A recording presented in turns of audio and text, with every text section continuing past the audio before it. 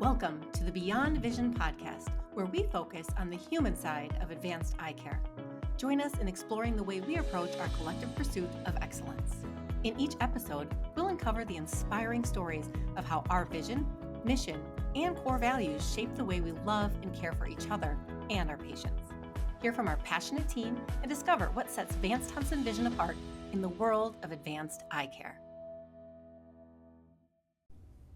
Hi, my name is Sarah Dannon, today's host of the Beyond Vision podcast, a podcast by Vance Thompson Vision aimed to show that we are beyond patient care. We are in fact here to enrich the lives of all that we come in contact each and every single day. However, if you are interested in more of patient care type techniques, we do have a companion podcast called Advanced Patient Care. Tune into that to find out the latest and greatest technology and procedures that we do have at Vance Thompson Vision. I'm honored to have as a guest today on our podcast, Dr. Deborah Ristvedt. She hails to us from Alexandria, Minnesota. We like to refer to her internally as Dr. Deb or Dr. Debbie. Welcome. Thank you so much for having me, Sarah. It's such an honor. And, today I'm down visiting our Sioux Falls team because I just love the connection that we all have. Like, that's what's so brilliant about Vance Thompson Vision is, I just had this inkling to come visit our phone team and our billing team, our finance team today. And so it's just fun to have that connection and family-like feeling. Yeah. Well, for the audience out there that might not know a lot about you, tell us a little bit about you and where you grew up. Yeah. So again, as Sarah said, I am from Alexandria, Minnesota. That's my hometown, and now I'm practicing there. I've been practicing since 2011. I joined my dad as a third-generation ophthalmologist, and so my grandpa was, a pioneer in ophthalmology. He was on the mission field for 18 full years in Africa, and then continued to do mission work until he passed away at the age of almost 101.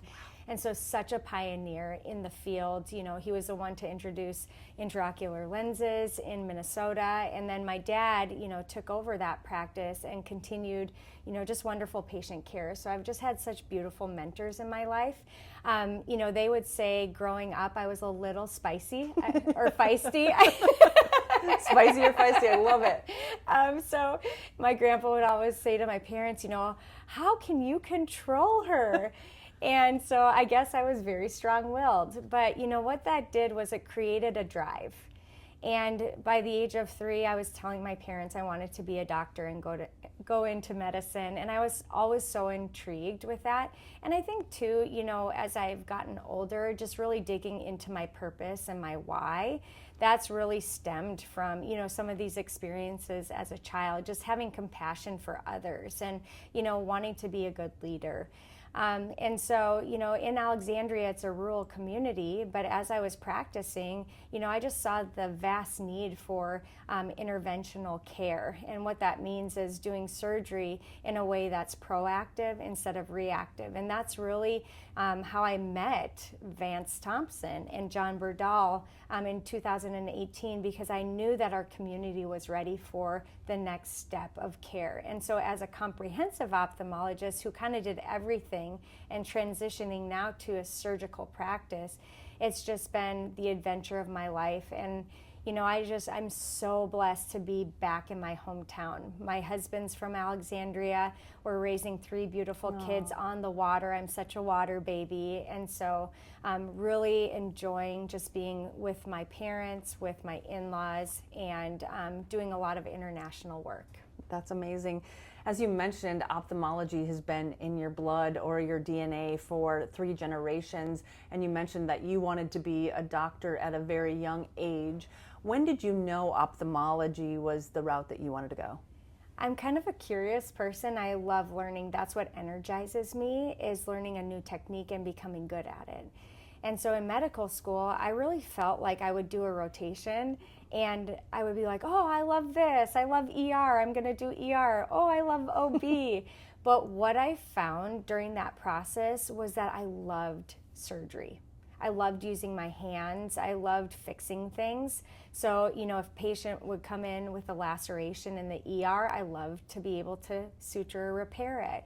And then the delicacy of ophthalmology, just having such, an amazing view of what's happening in the body internally through the eye, and then being able to work in such a fine space. It's just the most rewarding field. And that's really translated into my passion for, going overseas and helping patients that, are blind from cataract surgery. We're so blessed in the United States to have vision and to have care and have health care where we can fix things a lot sooner rather than later. But when you've had that loss, that precious sense of vision taken away from you, and you can actually do something to fix it, that's where, I just knew that was the field I wanted to go into. And that really came after my first year of med school, when I went to Africa with my grandpa, dad, and sister. Wow. And so I was able to get that little tiny glimpse into, the field of ophthalmology even more when I traveled abroad. That's amazing. I'm going to pull on a couple of strings. One, you mentioned, you had a connection with Dr. Vance Thompson and Dr. John Berdahl back in 2018. Tell us how that relationship kind of grew now to a partnership and a synergy that is now an unbreakable bond, and we couldn't imagine our family without Alexandria in it today. Yeah, and I mean, it is truly, Sarah, pulling on strings because, we've always said that Vance is kind of the heartbeat of the organization, but really everyone is.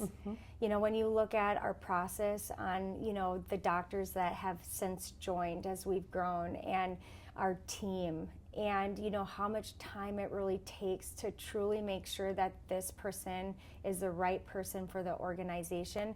It's all about servant leadership. And so John and I had connected at the Hawaiian Eye through a mutual patient, and it was kind of a funny story, but it was at his 40th birthday party. And from there, we just continued to, see each other at different meetings. And then it was kind of at that time where my husband and I really wanted to take the Alexandria location to the next level and build a surgery center. So we actually drove down in a blizzard, barely made it to Sioux Falls. I think it took us like 6 or 7 hours when it should have only taken 3.5. And so, but the next day I walked in and it was servant leadership all over the place, meaning, from the doctors, from Vance, from how he cares for his team, therefore the team can care for patients. The whole system is based on really excellence. Number one, it's on, being egalitarian, where no one is above one another. And it's about our leaders, working in kind of a reverse triangle pattern where, the team is our priority and we're at the bottom. And I think that works for Vance Thompson Vision so well because it really embraces people leading and becoming leaders in our organization. And so, with Vance's, love for people, love for serving, and then John coming on board and really having a passion for knowledge and for growth and for training the next generation through his fellowship, it's evolved into now 8 sites. Crazy. And who knows, tomorrow it may be 9 or 10. Right? But it's all in people that I would do anything for. Yeah. Well, that's awesome, and we are so glad the Alexandria family is now part of our bigger family and has been for so many years. You mentioned, in med school that you kind of had that growth mindset that you're always constantly wanting to learn, you always, wanting to challenge yourself. Where did that kind of come from, or where did that get instilled in you? It's been since I was little. I had this innate sense of, I want to be excellent in anything I do. And so it was more of an internal push myself kind of, way. And sometimes you have to be careful with that because I think us type A people, we can push ourselves to burnout. And so, over time, I've really, as a leader, spoken about, how to be a good leader, but also to bring up leaders so that you can continue with energy and bring energy to your people so that they can take care of their team and their families even better. Amen. And so, I think that some of this is that kind of, nature. Yeah. but also, when you talk about the nurture of, just who you are and figuring out your why and your passion and purpose, that is the thing that kind of solidified who I am today. On that kind of passion and purpose, that part of our interview process is we have all our applicants watch the Simon Sinek Why video and have them answer a couple questions. What is your why? Yeah, so for those of you that don't know about Simon Sinek, he's just a wonderful, kind of inspiring speaker, and he does a lot with leadership. And when you're looking at your why, we can look at what we do. We can look at how we do it, but it's really the why that's the special sauce. And so everyone can have a personal why, and then we can have a why as an organization. And so it really starts as so that. And so my personal why is to lead with compassion and passion so that others will feel and find their value and worth. Oh, I love that.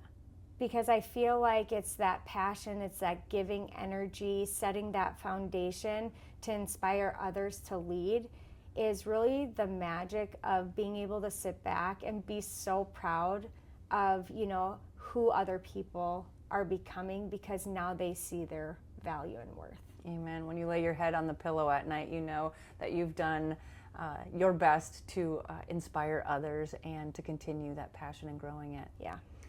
So I'm going to kind of switch gears now a little bit. You are a philanthropist.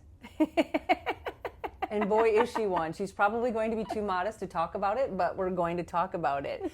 Your work abroad is amazing. And it sounds like it started again, kind of in your genes and in your blood with your grandfather and your father. So talk about kind of the history of philanthropy in your family and where it came from. Wow.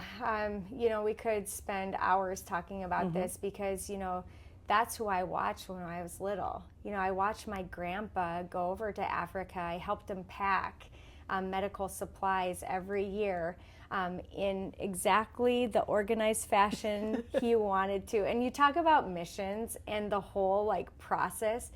It's a full-time job. It really is, from donations to the packing to making sure it gets to the right place. There's this whole thing that starts, before you even get to the mission field. But my grandpa did it so beautifully. One year he made us take all the boxes and suitcases 20 minutes away to this guy's house in a shed to be able to weigh each individual package on this farm equipment, like how you weigh things in farming. Yeah. But this guy had that specific thing.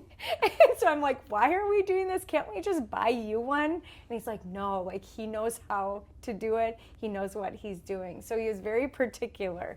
But, it's so funny because I look back to even high school, and this is how, instrumental my grandpa was in Africa at the time they needed him the most. So in the 90s, a civil war broke out in West Africa, Sierra Leone. And so if you guys have ever seen Blood Diamonds, that was kind of based around Sierra Leone, West Africa. And so my grandpa was actually over there when the rebels came into Freetown, Sierra Leone. He was at the clinic, and both sides were coming in and ready to fight. And so there was a lot of violence, there was a lot of injuries, and he would actually treat both sides. Wow. And so if people came to the clinic for care, he would care for them. But there was one moment where it got so bad that everyone had to close the blinds, shut their lights off, and so he laid on a bed for 3 days with a box of cornflakes because it was so unsafe. And it's funny because the rebels were usually okay at checkpoints with my grandpa because they thought he was a priest, and so they would let him go. And my grandpa had stayed through this to be with his patients, and he missed the last flight out. And so basically he ended up finally getting to the embassy, and they're like, where were you? We've been looking for you. And they were able to get him out on a flight on, a UPS plane or a FedEx plane. And so, just to see someone who wasn't afraid to be where he needed to be and who was called to something so strongly that he would risk his own life for that. I would hear these stories, and it wasn't until, I really came back and, my grandpa became one of my best friends in his 90s, listening to his stories and his why. It was really like God's calling, saying, you're going to be okay. Go do what I've called you to do and you'll be fine. Yeah. And having that, kind of internal peace, he never was rattled, and he was never, he never steered away from that.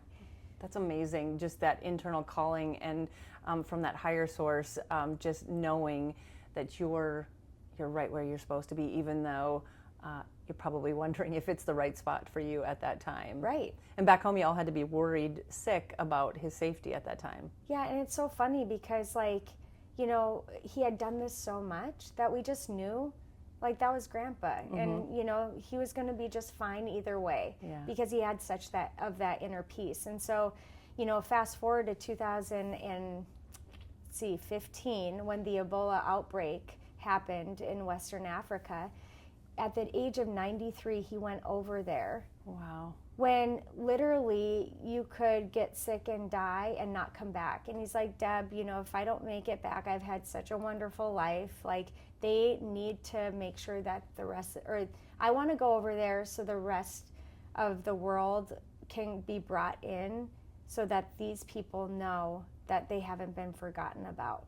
Oh, wow. And it's just at 93. So I went over his house one day for lunch, and he came back. He was out in town, smiling. I'm like, what are you up to? It's I just bought a ticket. Don't tell your family. And so, a couple weeks later, he's headed over to just be, there for his people. Well, in the meantime, he finds out that Ebola actually affects the eye and causes uveitis. Wow. And so was, at 93, a pioneer for figuring out treatment early in the disease course. And that's really what has evolved in today, having almost subspecialty care in Western Africa. Because at that time in 2015, a retina specialist from Emory University, Steve Ye, came over with him, found out that there was another doctor in the country, not knowing it was a 93-year-old, pioneer. Yeah. We'll guess. So they became fast friends and ultimately used a grant to continue Ebola research in Sierra Leone, West Africa. We renovated the old clinic and made a clinic and surgery center that now operates from Central Global Vision Fund to provide care to those who can't afford surgery. And so we're focused on cataract surgery, we're focused on glaucoma surgery and retinal care now through this facility and organization. And so that's been beautiful to watch, how we brought people from the villages in to do their surgery that have been blind for years and walk out seeing the next day. Oh, so good. Incredible. So what was the pull towards West Africa? There's probably hundreds of third world countries that your grandfather could have started in. What was West Africa, or why West Africa? Yeah, and that was the thing. Initially he started in Nigeria. Okay. As a general surgeon. He was out of internship year and went over to Nigeria to be a general surgeon and saw how many blind people there were. And so in the midst of that, he ordered a how-to book on cataract surgery and started to do it. And he's like, it was successful. So he went back to the States and actually did an ophthalmology residency. And from there, he traveled to 13 different countries. But West Africa was kind of where they were called through their church. And so they were supported on the mission field through their church. And so they landed in Sierra Leone, ultimately.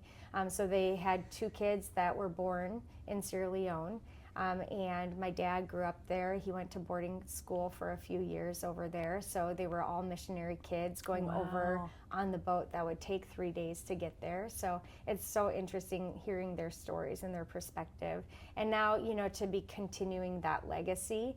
He always told me, Deb, Central Global Vision Fund, which is our nonprofit, is really designed to meet the unmet needs. Mm-hmm. And so it doesn't matter where you are in the world, where God calls you, it's to go serve.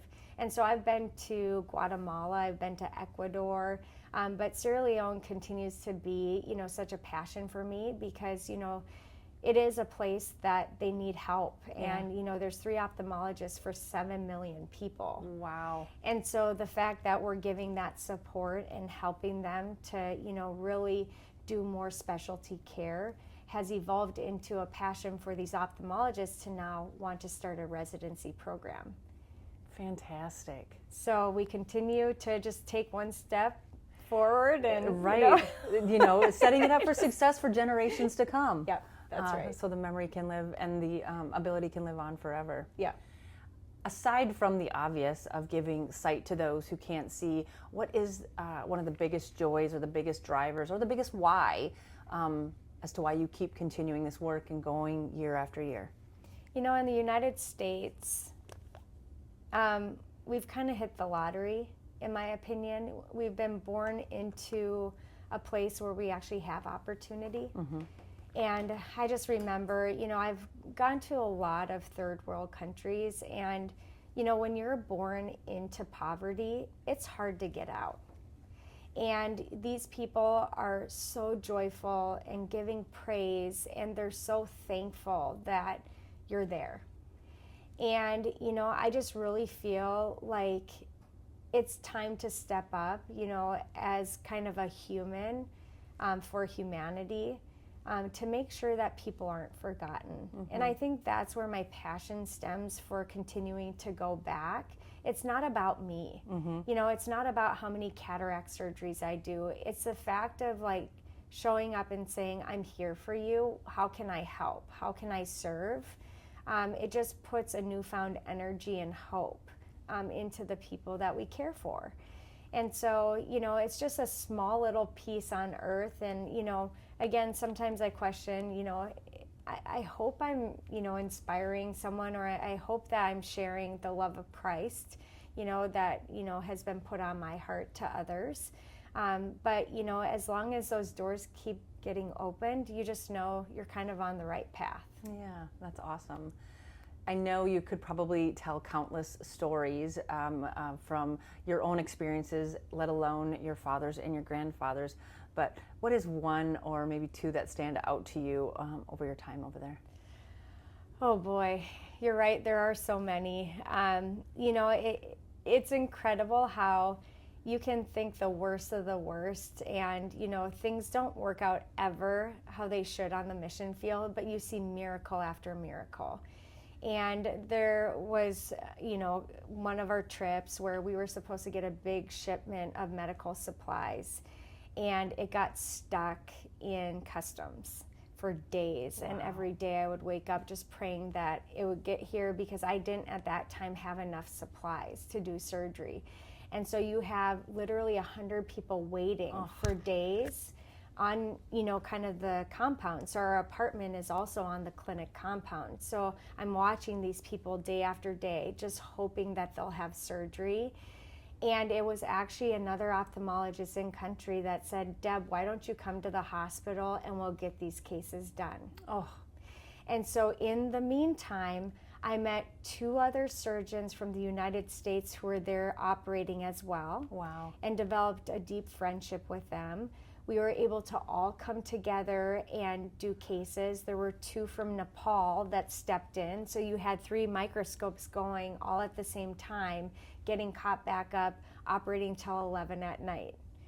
And, you know, at that time, being new to this third world way of doing cataract surgery, which is totally different than we're trained, to have God just like step in to be like, okay, I got you, you're not alone, and we'll get these people taken care of. It was remarkable. It reminds me of the loaves and fishes story. There's 2 loaves and 5 fishes, and you're able to serve hundreds. I know. Same kind of concept. It's like crazy. So another story, you know, just with talking about the Civil War and talking about the political strain in Sierra Leone, you just never know if the police are on your side or not, if the military is on your side or not, because they're different divisions. And so we got stopped at a checkpoint, and, you know, in Creole, they talk really fast, and they sound like they're yelling at you, but they're really not. They're just getting their point across. But being young and new over there to this culture, I was just like, oh no, things are getting heated. And so I was in the back and I rolled down my window because I could hear our driver saying, they're at the eye clinic. And I'm like, hi, I'm Deb, I'm an eye doctor. And he's like, I have this in my eye. I have something wrong with my eye. And so I took my pin light out, and at this checkpoint, I'm doing an eye exam on this police officer, and then he let us go. Wow. But I laugh because you just never know. There's been times where it has been, a little stressful because you don't know what you're running into, and you don't know the mood or you're not aware of the situation. So I just thought it was so funny. And so he continues to show up when I'm there now to the eye clinic to get his eye checks. Note to self, always have an ophthalmologist in your back pocket. Never hurts. Okay, now kind of switching gears again, you are a woman, you are an ophthalmologist, you are a wife, you are a leader, you are a mother, you are a sister, a friend, so many different hats. How do you balance it all? I'm laughing at you, girlfriend, because how much time do we have? No, and that's, it's the question on all of our minds. Mm-hmm. I think as women, you wear a lot of hats, whether you're stay at home, if you're a working mom, it's tough sometimes because, you want the best for your kids and your spouse, and you want the best for, in my case, your patients and your team. And so I think that nurture in us, wants to make sure that, we're taking care of people. And sometimes that can lead to burnout. And I think that's why I'm so passionate about really looking inward out, making sure that you're taking care of yourself, number one. And so, I don't know if I believe in work-life balance, to tell you the truth. I believe in work-life support. So, if you feel supported at work, you're going to have energy for your family. If you feel supported at home, you're going to have energy for your team. And that took me a long time to, figure out, because I would go to work and I'm like, gosh, I'm so tired already. Like I felt drained, and I didn't feel like I had anything left in the tank. And especially when you're raising young kids and you're up at night, whether you're nursing or taking care of a baby or you're taking care of a toddler that had a bad dream, and then you have to go into surgery the next day with the mindset of I'm going to focus on what's in front of me. It can be really hard to put things into buckets. And that's kind of what I've learned over time to do, and ask for help. So if I don't feel like I'm being supported at home, I'm a lot more vocal to my husband now about saying, hey, I would really appreciate it if you would do X, Y, and Z. And I think, sometimes as women, we're like, I'll just do everything, I'll do it all. And, we can't do that because it builds resentment, it builds frustration, and it builds burnout. And so, asking for support, number one, taking time for yourself. It's not selfish to take care of yourself, mind, body, and spirit. Are you learning? Are you getting into the Word or doing something spiritually that, enhances your life? Are you doing physical activity and taking care of yourself nutritionally? I think about all those things every day, and I'm not perfect, but if I can get into that right mindset right away in the morning, I'm a better leader, I'm a better mom, I'm a better wife for everyone because I've taken that time in the morning. So profound. Work-life support. I love that. Yeah. I wish more of us could practice that. Yeah. Pick me. It's a work in progress. Okay, we like to end all of our podcasts with a fun segment called This or That. There's no rules. You can choose one or neither or both, or go in a different direction. But I'll give you a choice of two things, and you can choose one or none. So water or mountains? Definitely water. I'm a water girl. But you don't mind mountains and skiing and snowboarding. I love the mountains too. See, this is why it was so hard for me to pick a specialty because I was like, oh, I love this. No, I love this. But you're right. And it depends on the season of life too. Yeah. But definitely hiking in the mountains and snowboarding. I mean, there's nothing like it either. So I like the beauty of nature. How about that? I love it. Okay, this is a tough one. As you have sneakers on today, and I know you love your kicks, heels or sneakers? Ooh, You know, I think I have to go with heels, Nothing better than a good pair of pumps. right? You just kind of feel like a BA in them. Like a Can woman. I say that? Yeah. Like a woman. Yeah, I Yeah. love it. Shoes or no shoes in the OR? No shoes, for sure. Snow skiing, or I should say snowboarding or wake surfing? Ooh, I think wake surfing. Okay. Because I like to be warm, and I feel like sometimes, you know, especially in Minnesota, you know, it's hard to get out in the cold. Yeah. It's getting to be that time of year. Yoga or Pilates? Ooh, I do both every morning, and I kind of switch it up. But if I would say one or the other, I'd probably go with yoga. Oh, awesome. Yep. Okay, travel abroad or travel nationally? What would you say? Travel abroad. Yeah. Ding. Ding. Check. Well, this has been so fun, and we've learned so much about you personally, professionally, and as a leader, not only in Alexandria, but to us at Vance Thompson Vision. We appreciate your time and your Thank you, energy. Sarah. You too. Right back at you. Oh. See you next time.